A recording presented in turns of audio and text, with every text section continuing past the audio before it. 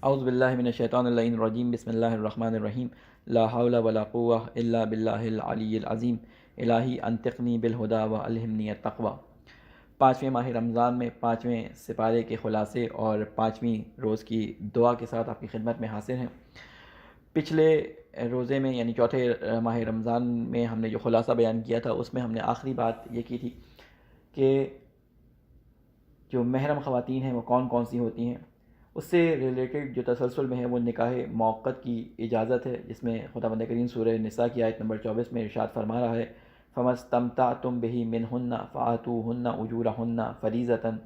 اس کے علاوہ 11 باتیں اس کے اندر بیان ہوئی ہیں کہ ان کو ہم ایک ایک کر کے آپ کے سامنے جو بیان کر سکے بیان کریں گے۔ سب سے پہلی بات اس میں خانہ داری کی تدبیر ہے۔ پہلی ہدایت تو یہ کی گئی ہے کہ مرد گھر کا سربراہ ہے اور عورت اور بچے اس کی فرمانروائی یا اس کی جسے کہتے ہیں کہ ہدایت کے مطابق عمل کریں۔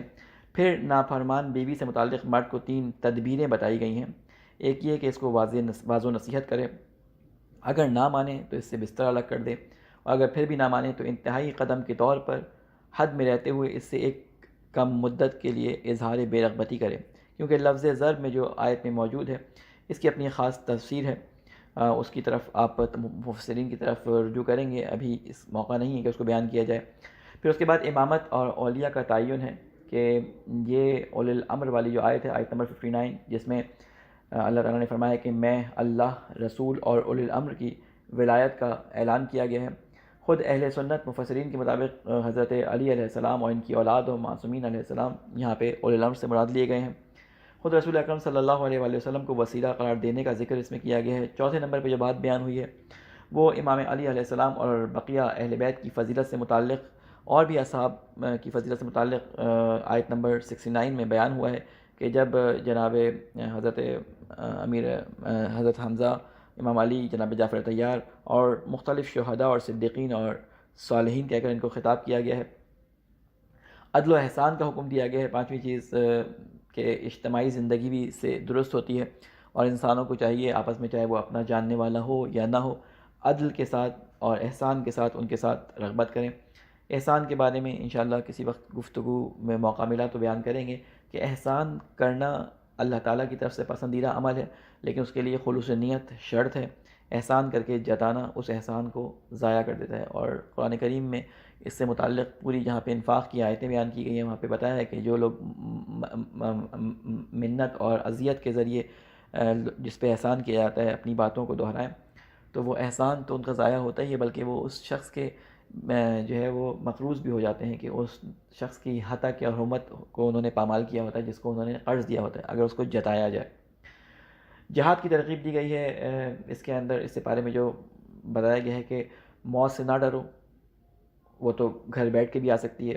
جہاد میں نکلنا ضروری نہیں ہے کہ موت کو یقینی بنا دے، اور گھر میں رہنا جو ہے وہ تحفظ کی ضمانت ہو۔ اسی طرح منافقین کی مذمت کی گئی ہے کہ مسلمانوں کو ان سے چوکنا رہنا چاہیے اور خبردار رہنا چاہیے کہ یہ لوگ تمہیں اپنی طرح کافر بنانا چاہتے ہیں۔ آپ سورہ منافقین جب پڑھیں تو اس میں بیان ہے کہ یہ اب بظاہر دیکھنے میں بڑے شان و شوکت والے ہوتے ہیں، ان کے جسم جو ہے مضبوط ہوتے ہیں، ان کی باتیں بڑی میٹھی ہوتی ہیں، لیکن مسلمانوں کو ہدایت کی گئی تھی کہ ان کی جو ہے وہ ان کی طرف سے ہوشیار رہنا، ان کی باتوں میں نہ آنا۔ قتل کی سزائیں معین کی گئی ہیں کہ یہ بڑا سخت لہجہ یہاں پہ استعمال کیا گیا آیات کے اندر کہ اگر مسلمان جان بوجھ کر کسی کو قتل کرے تو یہ ہمیشہ کے لیے جو ہے جہنم کا حقدار ہے۔ اس سے مراد یہ نہیں ہے کہ اس سے مراد یہ سمجھنا ہے کہ انسان کسی مسلمان کو جائز سمجھتے ہوئے قتل کرے، غلطی سے اگر قتل ہو گیا اس کے حکم جو ہیں وہ علیحدہ ہیں۔ اسی طرح ہجرت اور صلاۃ الخوف کے بارے میں بیان کیا گیا ہے، جہاد کی ترغیب دی گئی ہے، اور اس میں ہجرت کرنی پڑے تو ہجرت کی ترغیب دی گئی ہے۔ جہاد اور ہجرت میں نماز پڑھتے وقت دشمنوں کا خوف ہوتا ہے، اس لیے صلاۃ الخوف کا بیان یہاں پہ کیا گیا ہے۔ ایک قصہ بیان ہوا ہے اس شخص کا جو بظاہر مسلمان تھا مگر در حقیقت منافق تھا، اور جب اس نے چوری کی اور اس کا الزام ایک یہودی پر لگایا تو نبی کریم صلی اللہ علیہ وآلہ وسلم کو یہ واقعہ بیان کیا گیا۔ اس وقت یہ آیت آپ پر نازل ہوئی اور اللہ نے بتا دیا کہ چور وہ مسلمان نما منافق ہے، چنانچہ وہ چور مکہ سے بھاگا اور کھلا کافر بن گیا، بعد میں مخالف بھی ہو گیا۔ اسی طرح سیدھے راستے پر چلنے کی ترغیب دی گئی ہے، شیطان کی اطاعت سے بچو، وہ گمراہ کرنے والا ہے، اور ابو الانبیاء حضرت ابراہیم علیہ السلام کی اتباع کرو، عورتوں کے حقوق کی ادائیگی کرو، منافقین کے لیے سخت عذاب ہے۔ ان تمام باتوں کا جو ہے یہاں پہ ذکر کیا گیا۔ یہ تو تھا خلاصہ جو کہ یہاں پہ بیان ہوا۔ اس کے بعد چوتھے دن کی دعا کی طرف اگر ہم دیکھیں، پانچویں دن کی دعا کی طرف ہم دیکھیں تو اس میں خداوند کریم یہ فرماتا ہے کہ خداوند کریم نے جہاں استغفار کرنے کے بارے میں بتایا ہے، یہاں پہ ائمہ علیہ السلام نے ہمیں اس دن جو دعا ارشاد فرمائی ہے اس میں اس کی طرف ہمیں توجہ دلائی گئی ہے۔ وہ کیا ہے؟ ارشاد ہوتا ہے کہ اللہم اجعلنی فیہ من المستغفرین واجعلنی فیہ من عبادک الصالحین القانتین واجعلنی فیہ من اولیائک المقربین برأفتک یا ارحم الراحمین۔ اے خدا مجھے استغفار کرنے والوں اور عبادت گزار بندوں میں قرار دے، اور اپنی مہربانی سے اپنے مقرب اولیاء میں شمار کر لے کہ تو سب سے زیادہ رحم کرنے والا ہے۔ اس میں علماء اس کی مختلف تشریح فرماتے ہیں، پوری عبادت کی تو میں شاید تشریح نہ کر پاؤں، صرف اس دعا کی طرف کہ اے اللہ ہمیں قرار دے مستغفرین کے اندر سے، ایسے لوگوں میں جو استغفار اللہ سے استغفار کرنے والے ہوں، اللہ ان کی استغفار کو قبول کرنے والا ہو۔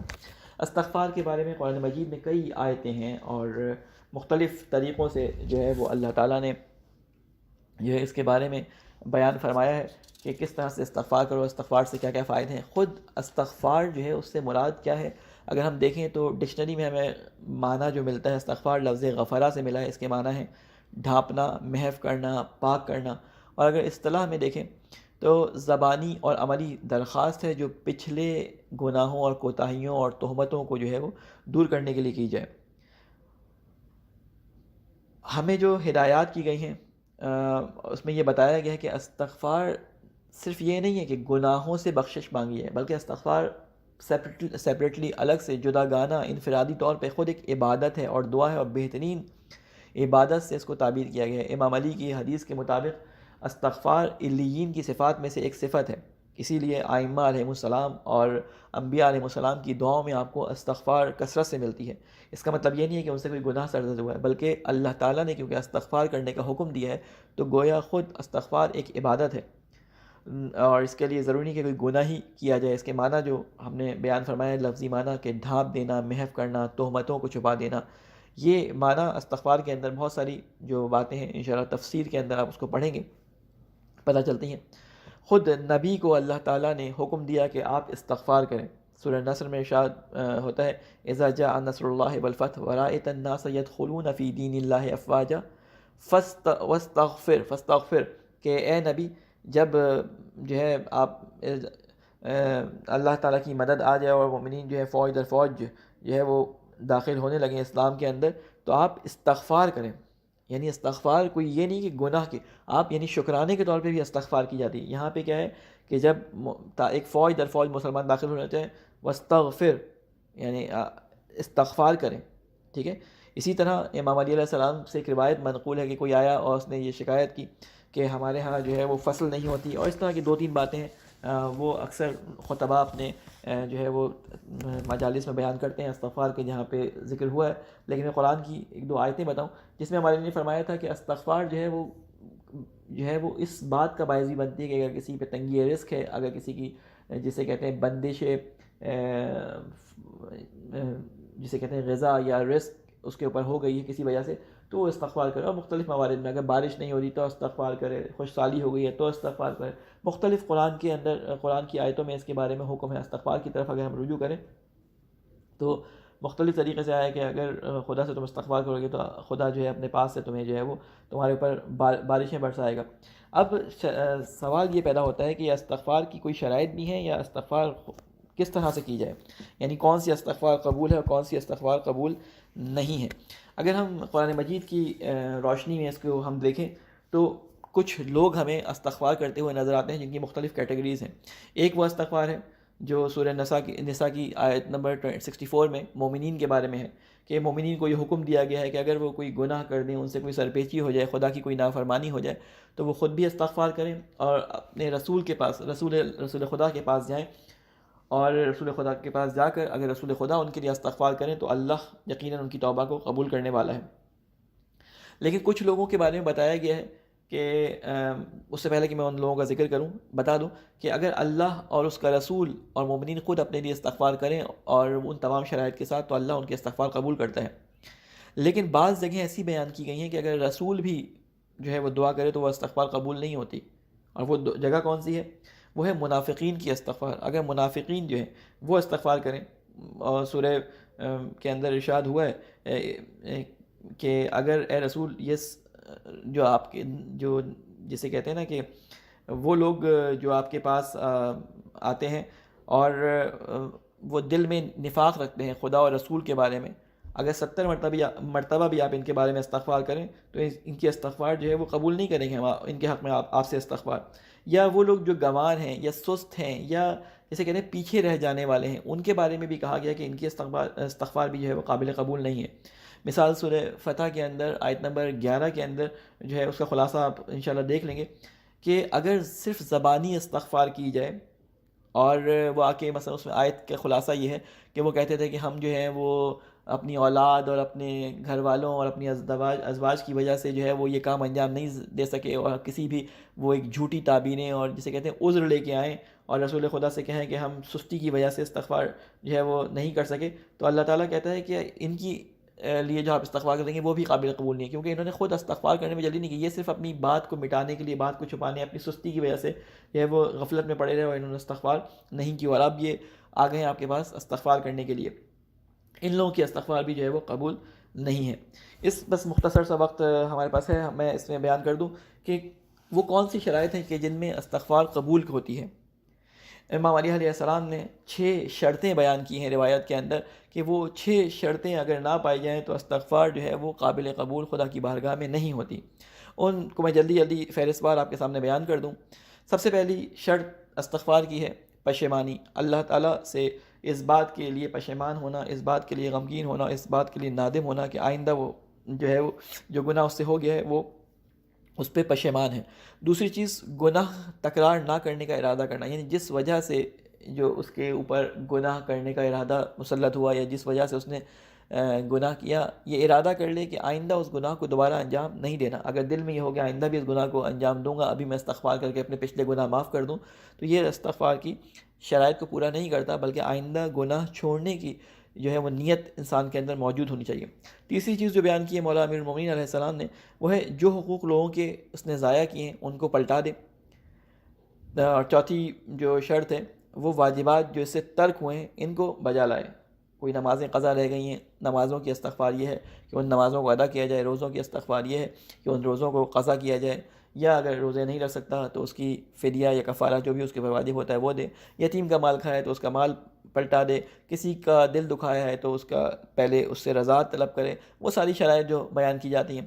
پانچویں شرط جو ہے مولانا نے بیان فرمائی ہے وہ یہ فرمائی ہے کہ اگر کسی مال حرام کی وجہ سے جو اس نے اپنے نادانی یا جہل کی وجہ سے استعمال کر لیا اور اس کا گوشت پوست اس مال حرام سے بن گیا ہے، تو ریاضت کر کے اس گوشت پوست کو پگھلائے. روایات میں بیان ہوا ہے کہ روزے رکھے، کم کھائے، حلال گوشت حلال جو ہے وہ غذا کی طرف جو ہے رغبت کرے، حرام کو ترک کر دے.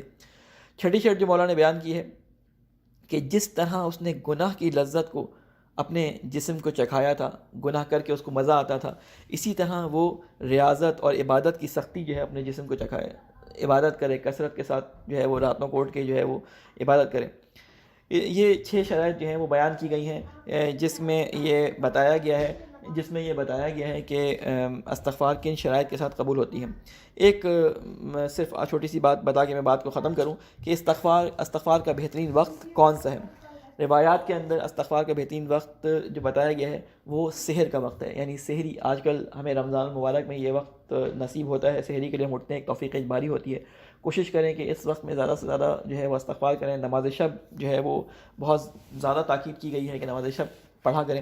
رمضان کے مہینے میں ہمیں ایک توفیق اجباری ہوتی ہے کہ ہم نماز شب کا ہمارے پاس ٹائم ہوتا ہے. اگر بہت زیادہ وقت نہیں ملتا کم از کم 3 رکعت جو آخری ہیں، 2 رکعت نماز شفا اور 1 رکعت نماز وتر پڑھ لیں. اور اس کے علاوہ جو ایک دوسرا وقت بیان کیا گیا ہے وہ ہے رجب کا مہینہ. رسول خدا نے ایک کس روایت ہے، اس کا خلاصہ یہ ہے کہ رجب کا مہینہ خدا نے ایسا قرار دیا ہے کہ اس میں اللہ تعالیٰ لوگوں کے استغفار کو قبول کرتا ہے. اسی طرح رمضان کا مہینہ بھی مغفرت کا اور رحمت کا مہینہ ہے. اللہ تعالیٰ سے دعا ہے کہ اے اللہ ہمارے اس روزے اور اس دعا اور اس تمام اعمال کو جو ہم اس مہینے میں انجام دیتے ہیں ان کو اپنی بارگاہ میں قبول فرما. جو استغفار اور عبادات ہم انجام دیتے ہیں ان کو اپنی بارگاہ کے اندر جو ہے وہ مقبول فرما، اور ہم سب کو روزے داروں اور ان کو حاصل ہونے والے ثواب میں شامل فرما. ربنا تقبل منا انک انت السمیع العلیم برحمتک یا ارحم الراحمین.